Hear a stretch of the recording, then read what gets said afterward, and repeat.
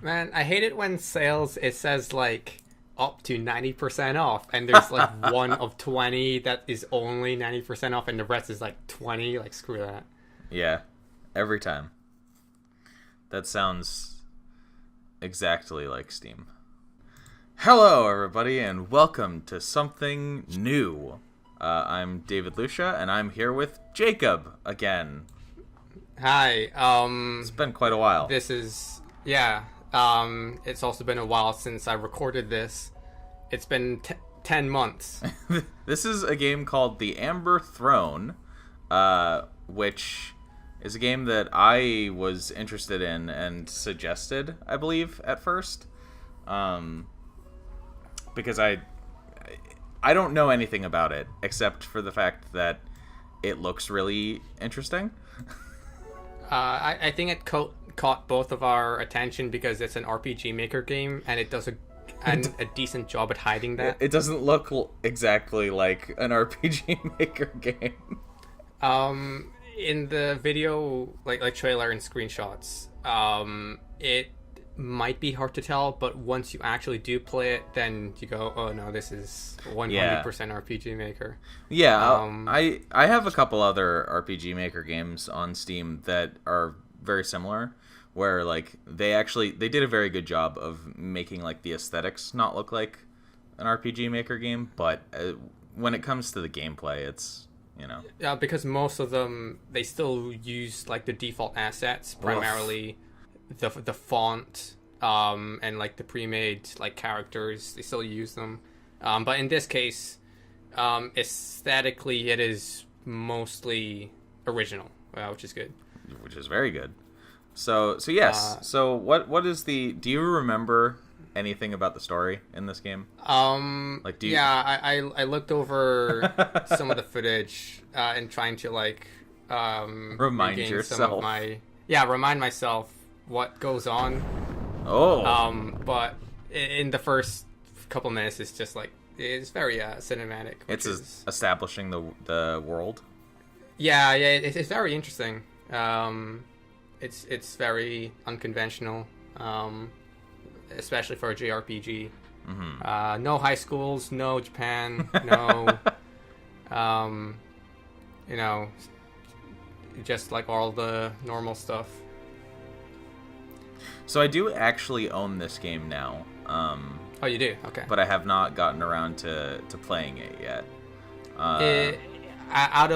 Because like I heavily recommended this game. By the time I finished it, I'm very interested in getting around to it eventually. It's just part of the rotating cavalcade of games that I have to eventually play. Yeah, like out of like all the RPG Maker games I have seen, this is probably the one that is like the most I would recommend. If I had to pick one, then I'd pick this one.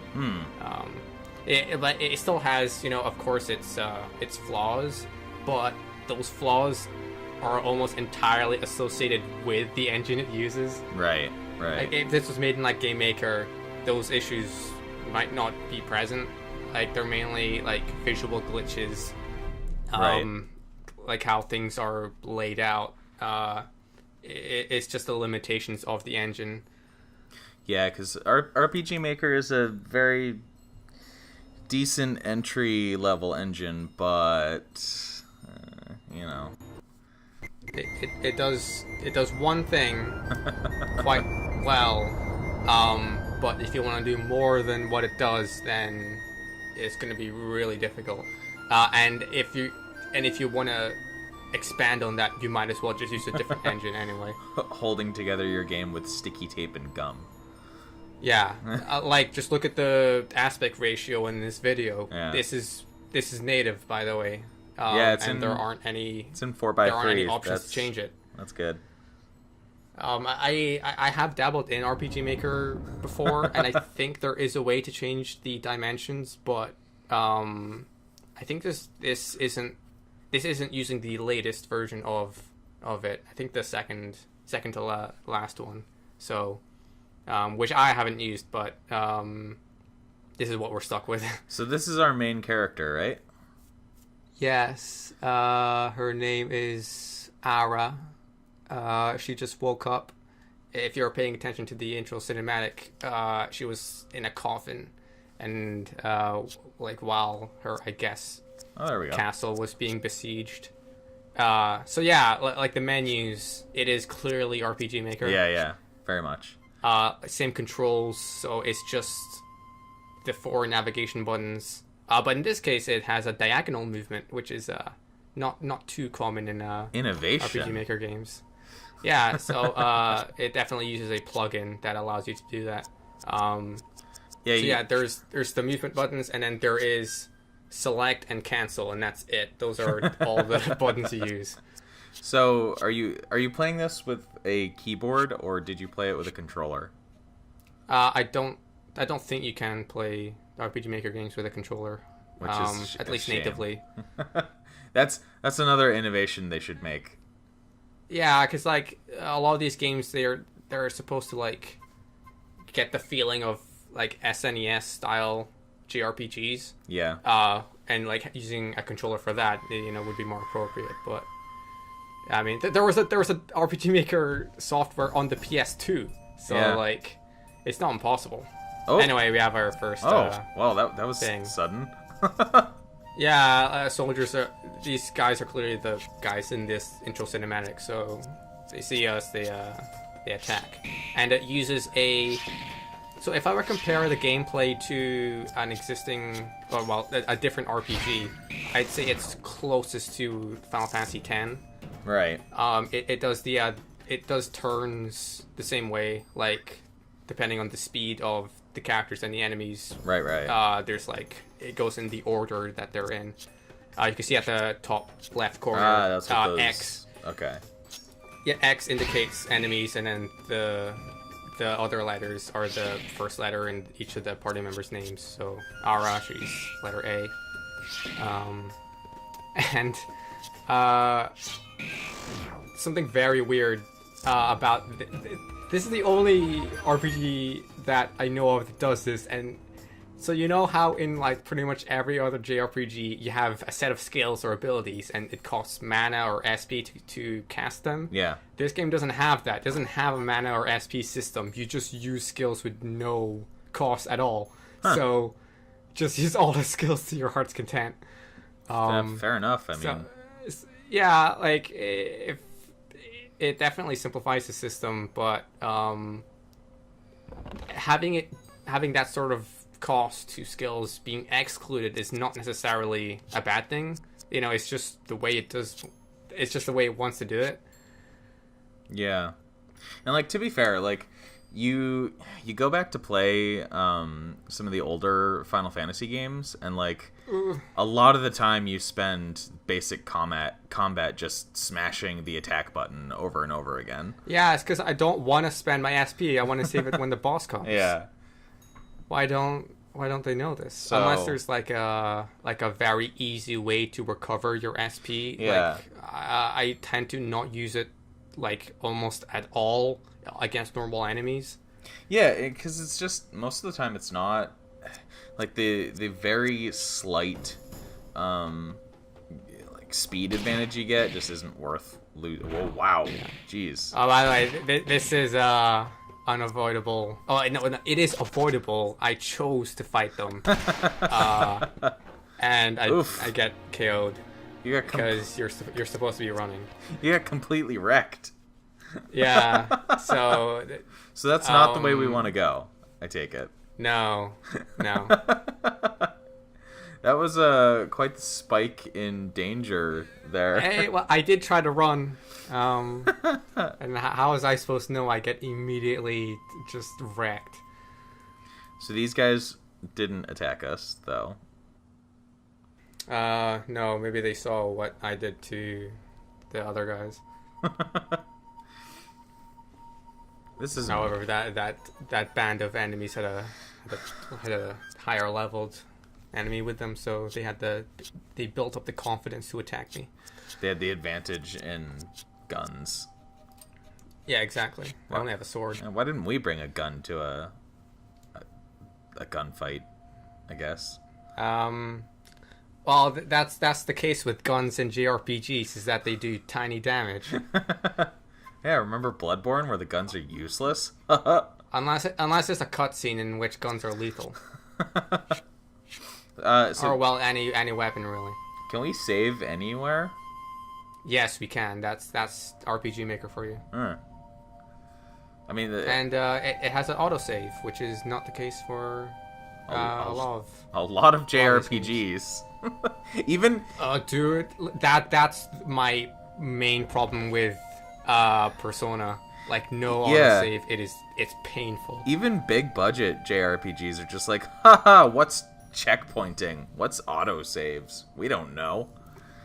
Yeah, like Atlas, they've been doing it for like more than a decade. I mean, when hell, you get like, game over, you have to reload your save file. Like, why can't you just teleport me before I begin the fight? It took until... Did Persona 5? No, I'm thinking of Final Fantasy. It took until at least Final Fantasy 13 for the games to have autosaves. And I'm not even sure if Final Fantasy 13 has them. Is it because that's just the way Japanese developers go about it? I have no idea, but like it really is super prevalent. It's like almost I would contend that probably the vast majority of big budget JRPGs just don't do checkpointing or autosaves. Yeah, or like worse yet, they have fixed save locations and you can't even choose where to save. Well, yeah, that's what, Final Fantasy did for the until Final Fantasy 15, actually. Well, the only FF game I played is 3. Yeah, they all have... You can save anywhere on the world map, but... Yeah, that's true, which is always... Bravely Default, I'm going to say, is the most I've played of an FF game. And yeah, you can... That's weird. How come you can save anywhere on the world map, but like when they're in a dungeon, it's like, no, it's like, nah. It's fixed now. Alright, so what's this? Cutscene. We have clearly not a soldier. A stranger. Playing the flute. And I just realized, oh yeah, I don't think our character can talk. I think I just remembered that. So she can only gesture, and she wants to get up to the castle, which was cast down from, because while it was being attacked, it like lifted from the ground somehow and is levitating. Mm-hmm. Oh, and she joins our party. She just merges into her body, as they do in JRPGs. Yeah, they just out of you when combat starts. It's really weird seeing that in like the original PlayStation JRPGs, because they're actually it's worse when it's a 3D model. Yeah, they're actually using 3D models, and you just see them go like right inside of you. Mm-hmm. Yeah, and the gameplay of the Amber Throne. Yeah, it is.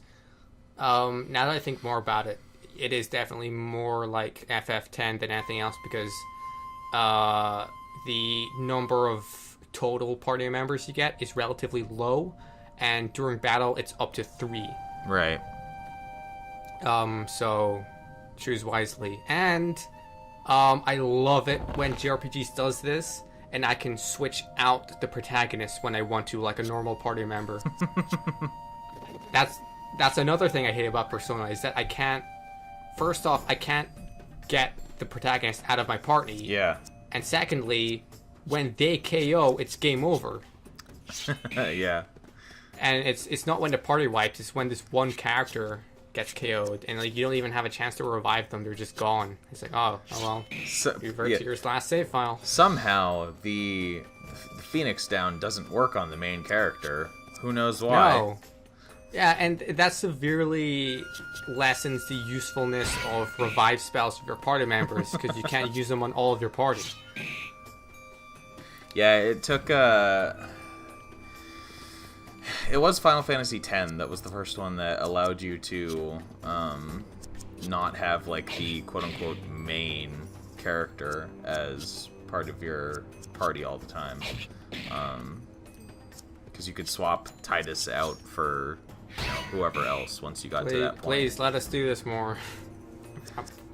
I don't think Persona is going to change. Like, no. They have the formula on lockdown. And to be fair, like, it still works like really well. Like, Persona 5 is a very good game. Yeah. It's just. Have you gotten to? I haven't. No, I haven't.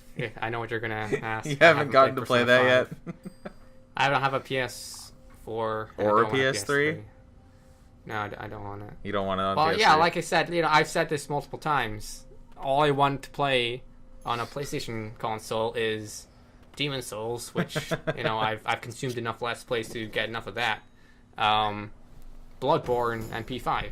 So, if I were to get a PS3, all I'd play on it was Persona 5. But I might as well get a PlayStation 4 because that has Bloodborne on it. A Persona 4 to play Bloodborne. Yes.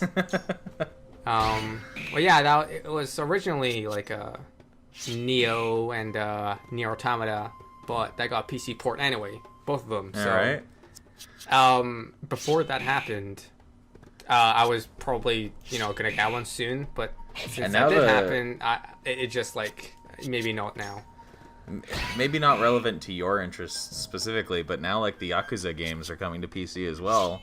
Like that's true. Oh, that's really exciting for me actually, because I was seriously considering over the past like couple months starting to get the Yakuza games on the PlayStation, and as it turns out, Yakuza Zero is available already on Steam. It's not out yet as for pre-order. Yeah, it's not out as of time of recording, but it's available for pre-order. And on PC, it's already significantly cheaper than the price on PS4. Yeah, like it's still full price on the PS4, where it's like $20-$30 on PC, depending on like where your location. Without discount. Yeah. I think that's because the default price for games on like the PSN store or like Nintendo eShop, like they just never go down. It depends. Like yeah, it's rare, but most of the time when it starts off as that price, it only ever goes down temporarily for discounts. They are I saw an article a couple days ago where they're PlayStation is reducing the price of a bunch of like quote unquote PS4 classics to yeah, right, to $20. Okay. And they have games like Uncharted 4, Killzone, right. I think Bloodborne is included in that. In the US they have Doom, but for some reason in Canada they don't, and I don't know why. Yes, classics. Yeah, well, classics. The PS4 systems, such as Uncharted 4. To be fair, like the game selection is actually really good. I'm sure, but calling it classics is a bit weird. Well, I mean, Uncharted is at this point a fairly well-established Sony kind of. I know, franchise. but when I hear classics, I'm thinking PS2 back. Well, I mean, it's at least 10 years old. The PS4 is already 5 years old, man. Is it? Yeah. Wow. The PS4 and the I've survived. Yeah. Well, aside from Nintendo consoles, I've survived this long without buying a current gen console. The PS4 and the Xbox One came out in 2013. Like. Well, it feels like yesterday I was hearing it being called the X-Bone, and now it's a new thing. It's. By the way, we're now into the. Yeah, it looks we bypassed the guards. It looks like we're in a town. The Red City, I think it's called. Previously, we were in the Red Desert. And yeah, Red City. So this is, I guess, the first downtime you get. Right. So I have a question. Yeah. Is there a button you can hold to run? Yes. But in the options, you can toggle it whether you want to press a button or not. That's the case with RPGMaker, is that they're aware how slow the movement is. So you could just have it automatically run 100% of the time. If you like. So are you just not electing to use it?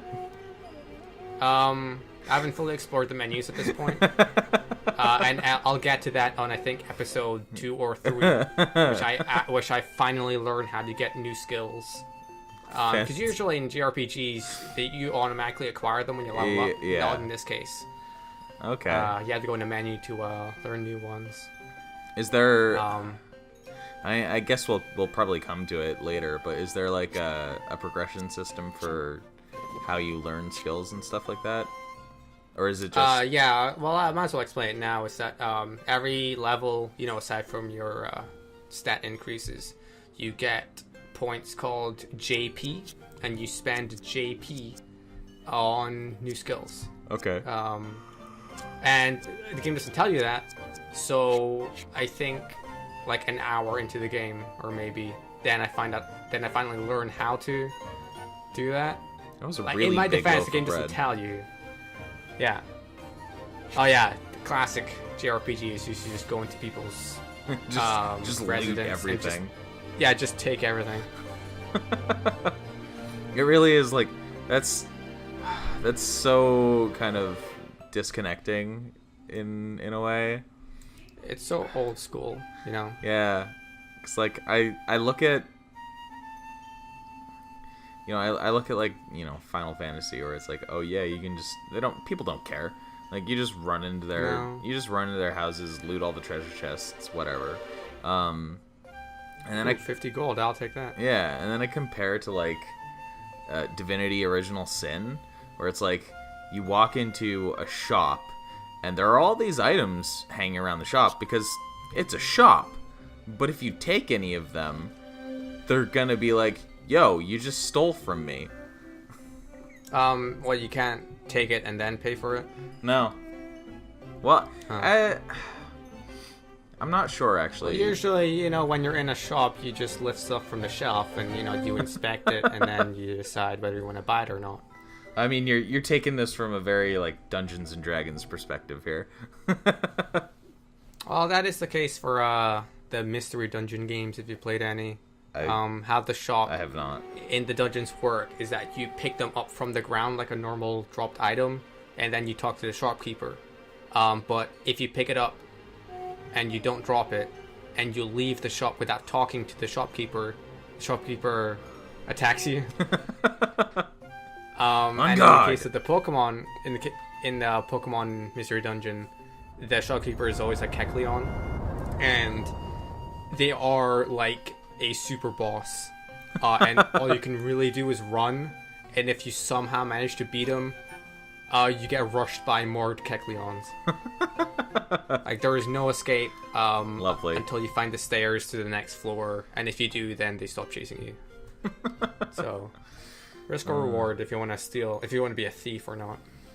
A filthy thief. That reminds me, in Link's Awakening for the Game Boy, that's how the old school Zelda does item shops as well, is that you pick them up and then you talk to your shopkeeper.